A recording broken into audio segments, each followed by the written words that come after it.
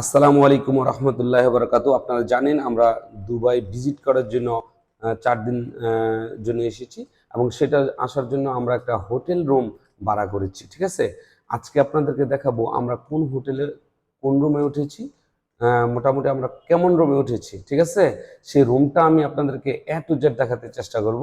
আপনারা পাশে থাকুন, ইনশাল্লাহ দেখতে থাকুন। সুন্দর, দেখুন যে এখানে একটা ব্যাগ রাখার জন্য সুন্দর একটি সুকেসের মতো দেওয়া হয়েছে। তারপরে এখানে ভিতরেও কাপড় রাখা যায়, অত্যন্ত সুন্দর, এখানেও কাপড় রাখা যায়। তারপরে আমাদেরকে একটা ফ্রিজ দেওয়া হয়েছে। ঠিক আছে, অত্যাধুনিক ফ্রিজ, যেখানে আমরা এখানে খাবার টাবার রাখতে পারবো। তারপরে একটি চেয়ার রাখা হয়েছে।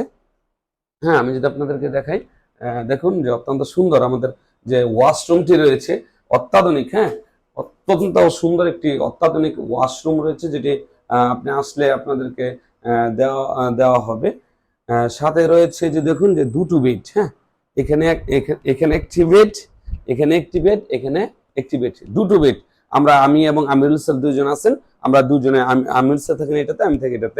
সাথে রয়েছে যে আপনারা যে কথা বলার জন্য অবশ্যই আপনার যদি কোনো সমস্যা হয় নিচে কল করতে পারবেন সেটার জন্য। আর সাথে টিস্যু পেপারটি দিয়েছে।